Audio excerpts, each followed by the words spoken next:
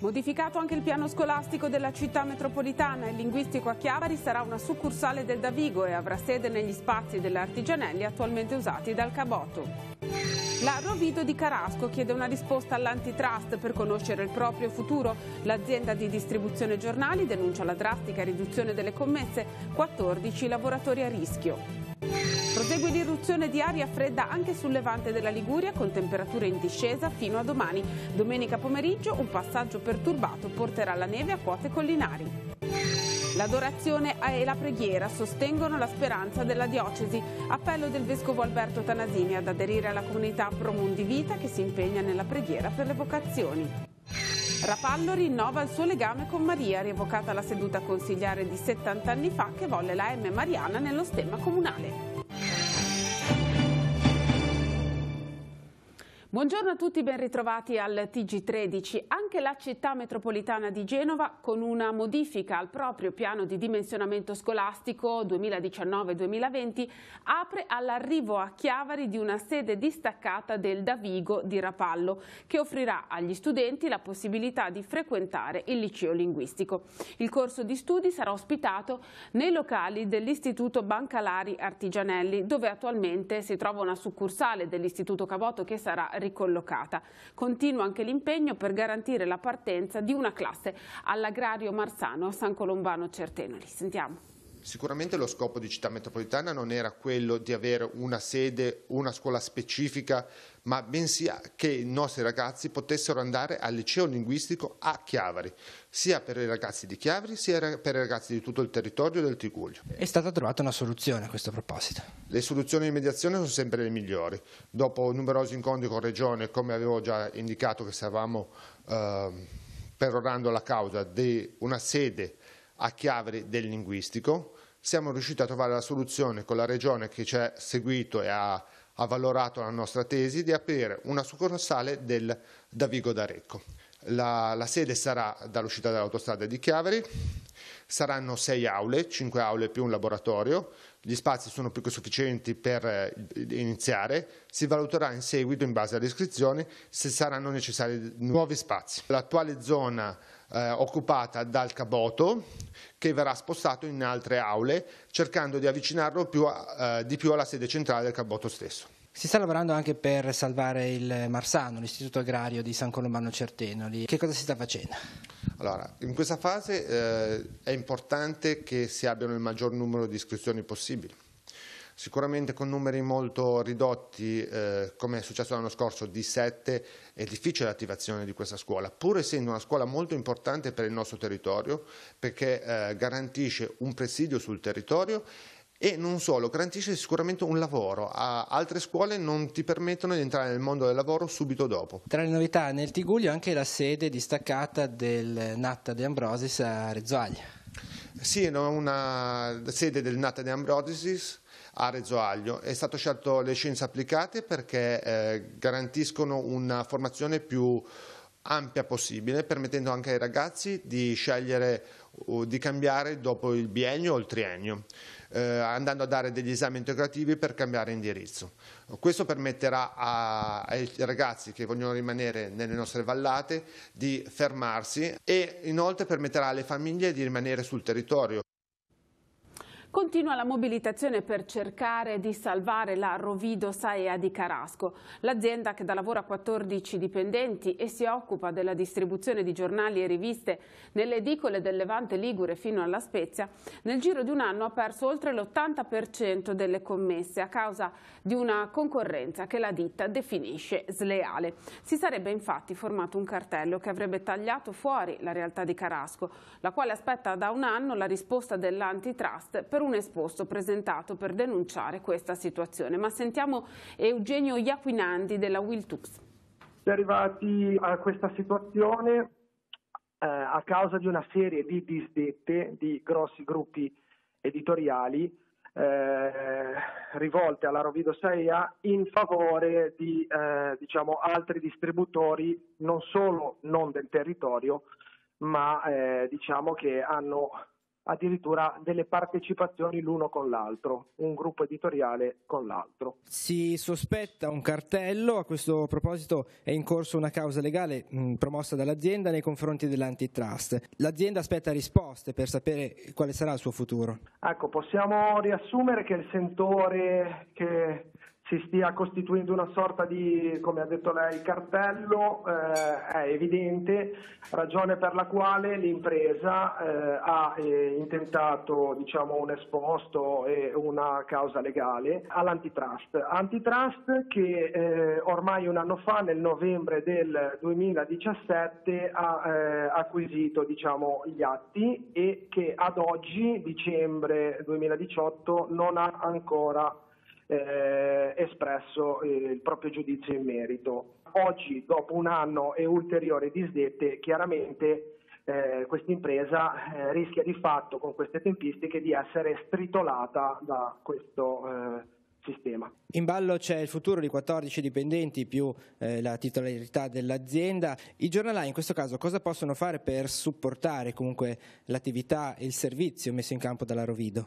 Edicolanti che vedono magari i quotidiani, anziché arrivare alle 6, li possono vedere arrivare alle 10, per fare un esempio. Per cui che cosa possono fare? Sicuramente solidarizzare anche con il loro sindacato, insieme a noi come Wiltux, fare un'azione congiunta ed esprimere il loro dissenso, sia come solidarietà con questi lavoratori, ma proprio anche per se stessi, visto che il servizio lo vedono peggiorare anche loro stessi.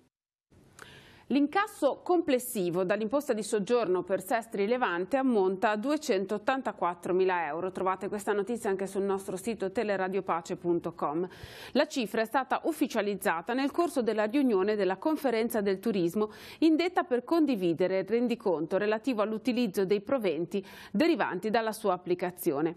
La cifra finale è stata più alta rispetto alle attese, visto che il settore turistico quest'anno ha risentito di una generale flessione e delle difficoltà logistiche successive al crollo del ponte Morandi. I proventi dell'imposta, come concordato con le associazioni di categoria, sono stati utilizzati in via prioritaria per garantire l'apertura dell'ufficio informazioni e accoglienza turistica, che è stato aperto per l'intero anno per 49 ore settimanali. Inoltre sono stati stampati materiali informativi e promozionali. La terza voce di spesa, in ordine di priorità, sono stati gli eventi fieristici. Inoltre ci si è concentrati sulla strategia di comunicazione volta a dare una nuova immagine al portale internet e a realizzare un video promozionale mostrato in anteprima alla Conferenza del Turismo. Le disponibilità economiche residue sono state utilizzate seguendo le indicazioni di massima delle categorie interessate: la navetta estiva per le spiagge, che si è integrata con il servizio per i campeggi, la realizzazione di eventi nuovi, il sostegno all'associazione Sentieri a Levante e il potenziamento delle decorazioni natalizie cittadine.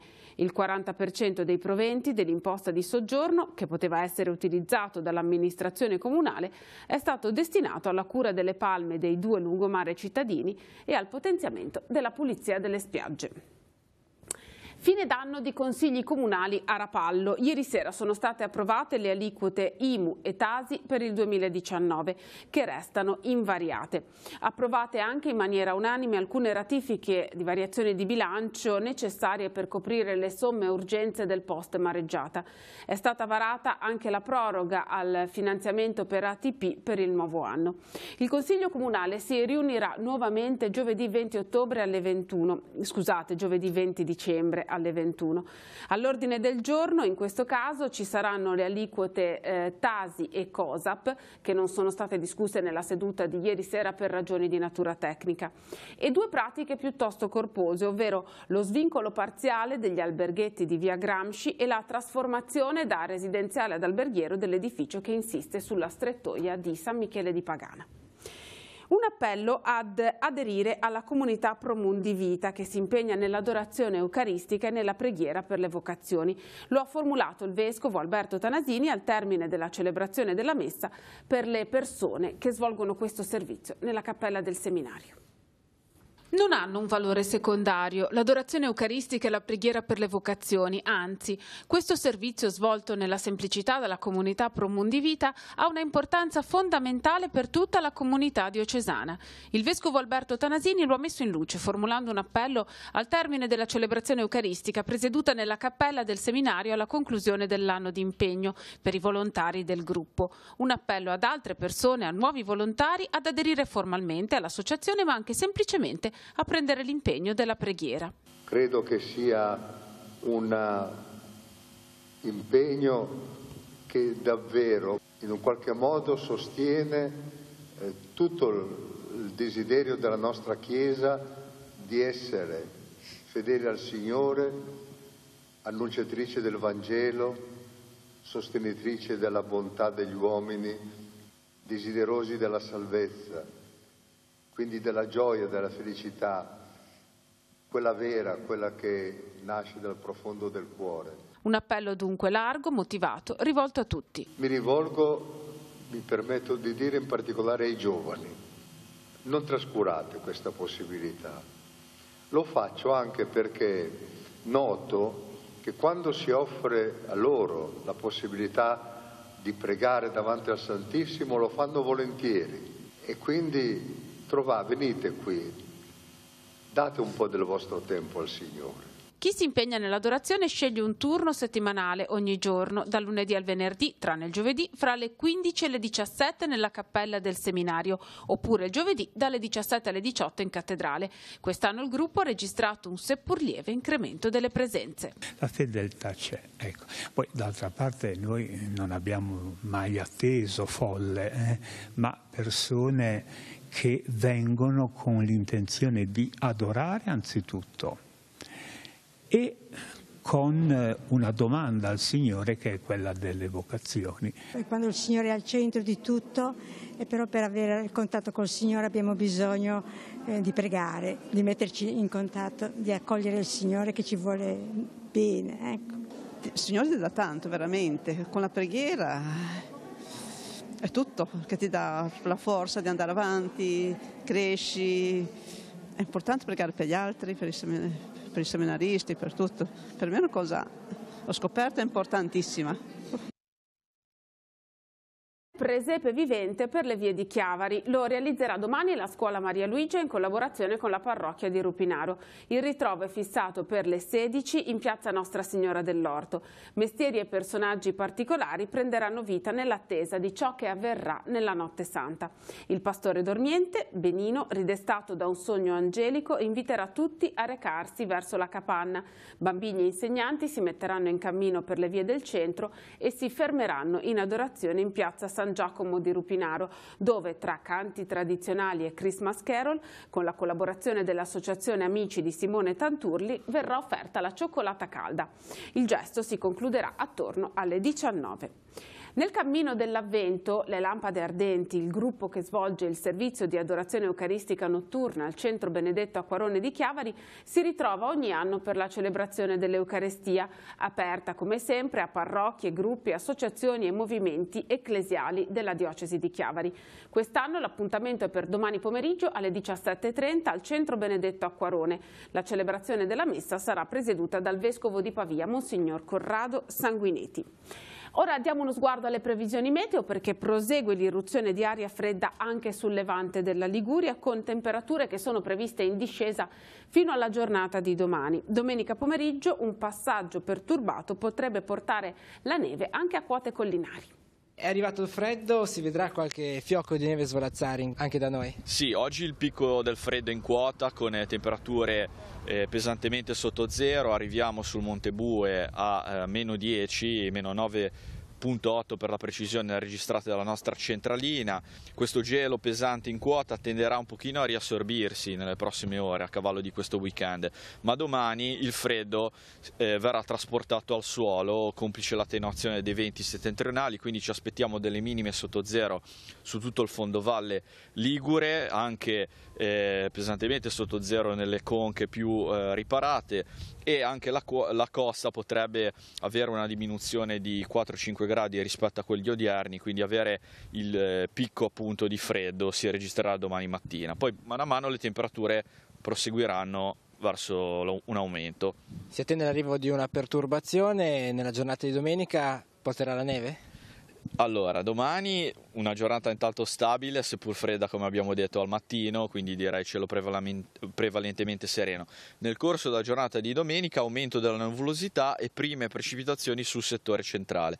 Effettivamente su Savonese e Genovese la quota neve potrebbe risultare molto bassa, quindi addirittura 300-400 metri.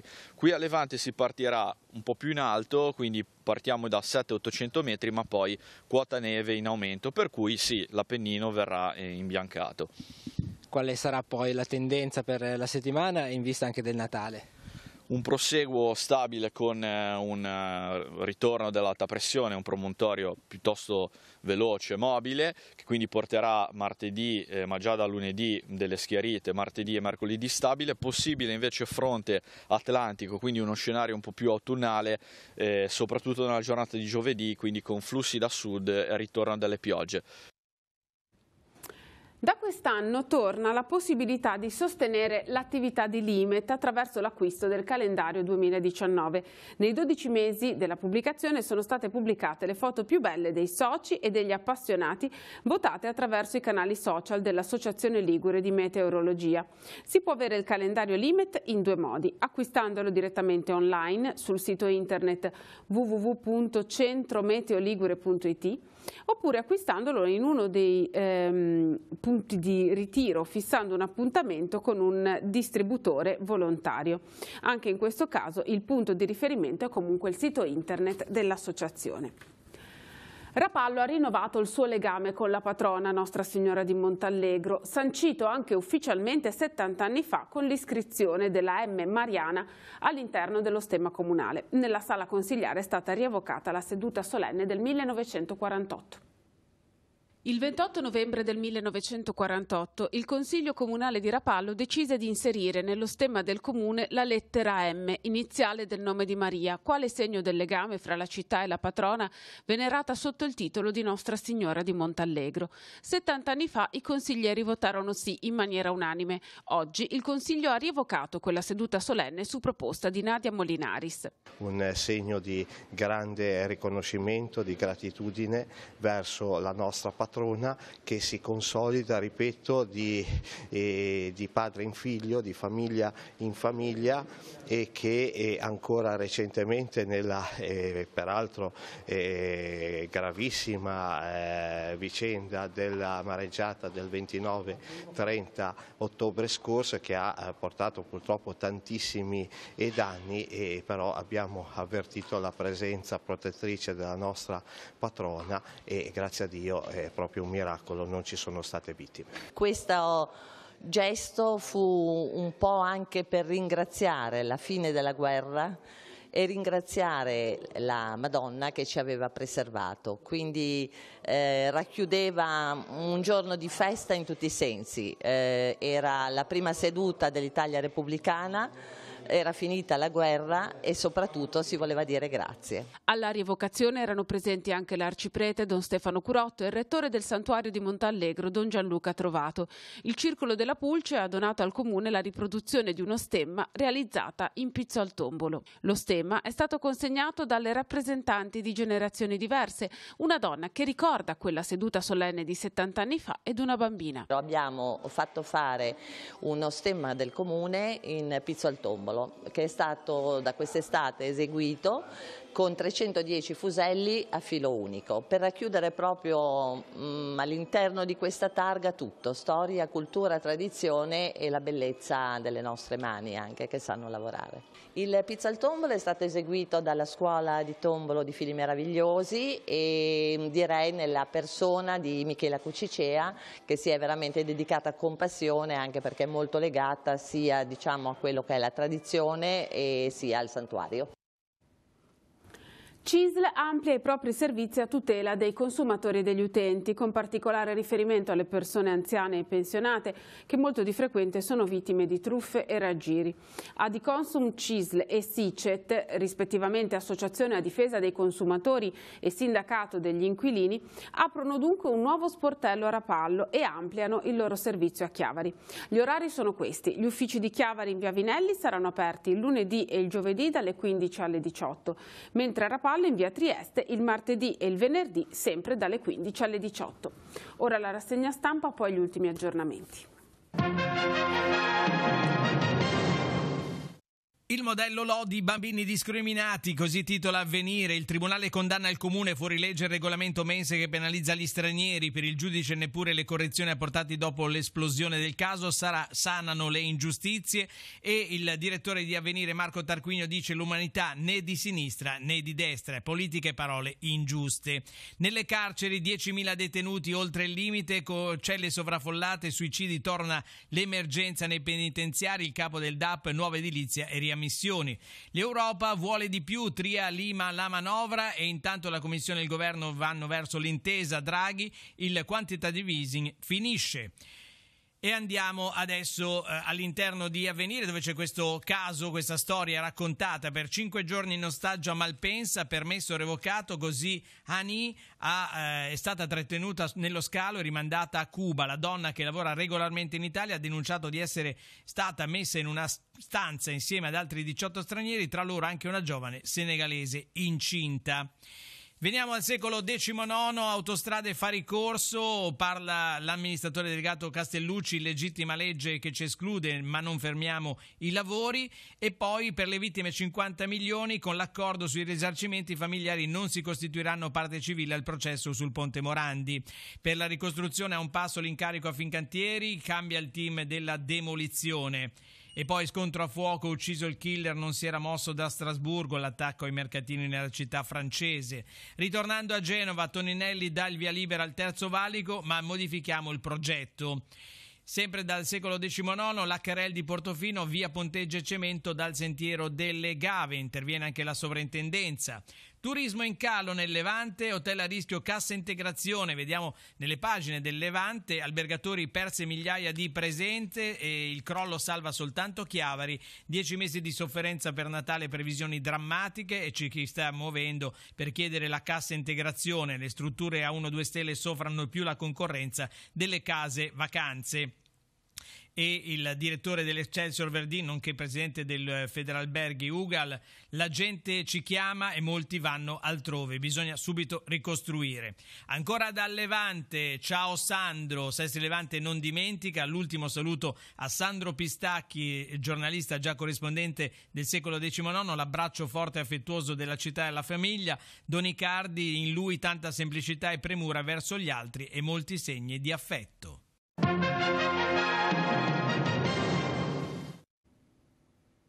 Per gli aggiornamenti andiamo in redazione da Andrea Capitani. Grazie Emanuela, buongiorno a tutti. Andiamo a Genova perché sono stati presentati questa mattina i nuovi mezzi in dotazione ad ATP Esercizio, l'azienda di trasporto extraurbano della città metropolitana. Sono 34 in tutto quelli già acquisiti attraverso 2 bandi, altri 6 dovrebbero aggiungersi a breve. Di questi 16 sono stati acquistati con 3,3 milioni di euro di fondi ministeriali e regionali. Saranno tutti operativi entro la fine di gennaio 2019. Oltre a questi 2 mezzi sono stati acquistati grazie alle risorse del MIUR, il Ministero per l'Istruzione, verranno destinati al trasporto scolastico. A tutti questi si aggiungono ulteriori 2 autobus ibridi che sono stati ordinati attraverso la centrale unica di committenza Consip e che arriveranno nel secondo semestre del prossimo anno. Ulteriori 4 autobus di piccole dimensioni verranno messi a gara a breve con le risorse del Fondo di Sviluppo e Coesione 2014-2020. Dalla redazione è tutto, lì nello studio. Grazie, chiudiamo con lo sport. Arriva l'almanacco 2018 della Virtus Entella. La pubblicazione, curata dall'Ufficio Comunicazione e arricchita dalle fotografie di Luca Sanguinetti e dal lavoro di grafica di Mara Musso, verrà presentata oggi pomeriggio alle 17:30 alla Società Economica di Chiavari. I proventi della vendita del libro saranno devoluti all'ospedale pediatrico Gaslini di Genova. Terminiamo così questa edizione del TG13. Vi ricordo questa sera alle 21:10 il nostro appuntamento appuntamento con la rubrica settimanale di Cronaca Diocesana Noi Chiesa e il telegiornale che ritorna puntuale alle 19:15. Grazie per averci seguito, buon pomeriggio.